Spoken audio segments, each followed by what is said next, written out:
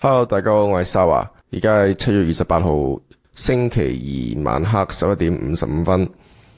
咁聽日或者講後日，即係星期四嘅凌晨2點呢，就係我哋嘅 FOMC 會有利率決議啦，仲有 Walsh 佢會喺2點半發言。咁喺美聯儲利率決議之前呢，我哋睇下黃金呢個品種。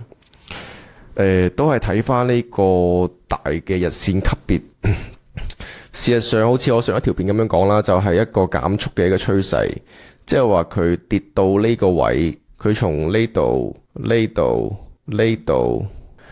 跌到去呢個位之後呢，其實佢嘅下跌速度係下降緊嘅，即係跌得冇咁快啦。所以我覺得而家係一個左側嘅底部確認嘅機會啦。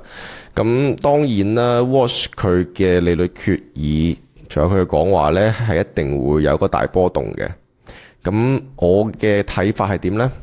第一個就係日線級別，我哋睇到呢個收斂嘅三角形，呢度有一個上下嘅兩條黃色趨勢支撐。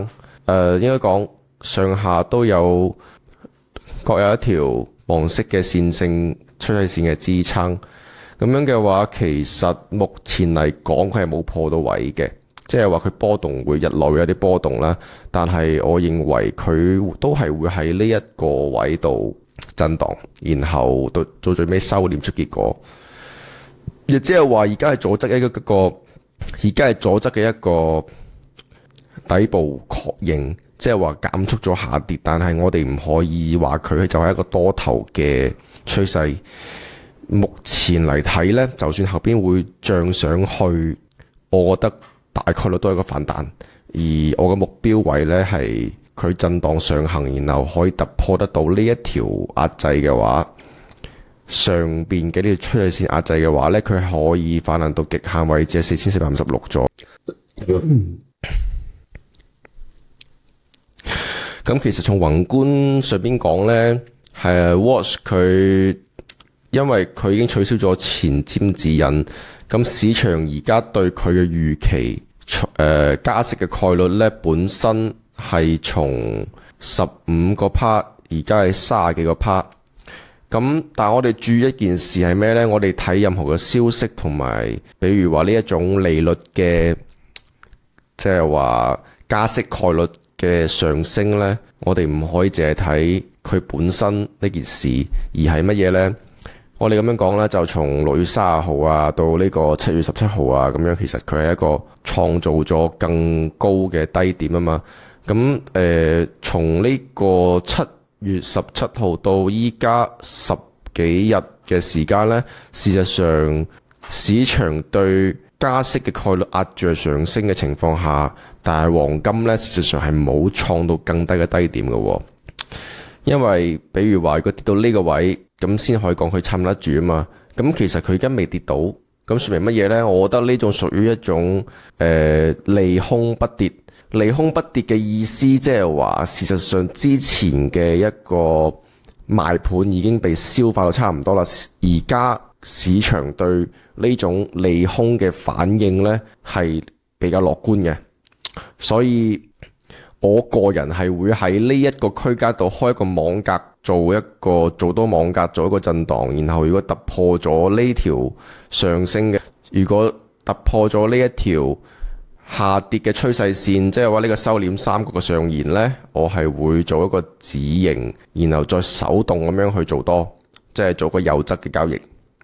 咁啊，上方就要慢慢睇啦，就係咩4200幾啊，然後又係啲4400幾咁樣去睇。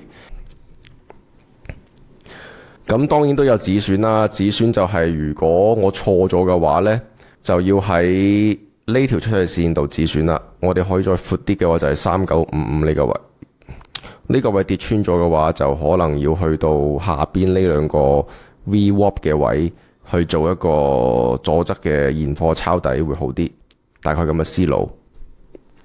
其實呢，呢個星期嘅 FOMC 佢並唔係一個決定生死嘅時刻，因為事實上我認為佢大概率係一個按兵不動，然後 Walsh 嘅發言呢就大概率都係會偏鷹嘅。然後佢係冇一個前瞻性指引嘅話，其實就下一次嘅 FOMC 係9月份啊嘛。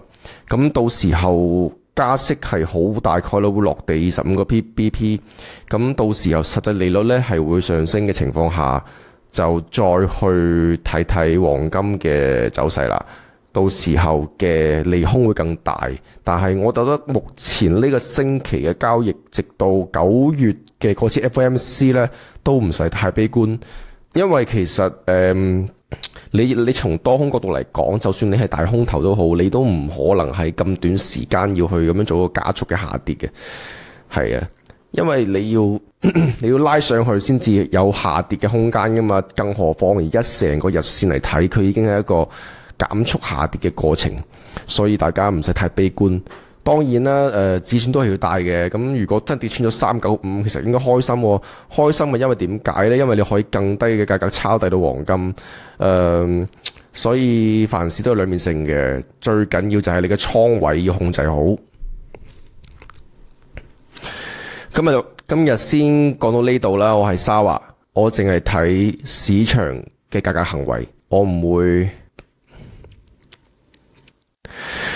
今日先講到呢度啦，我係只睇價格行為嘅沙華，呢一期嘅內容就到呢度啦，拜拜。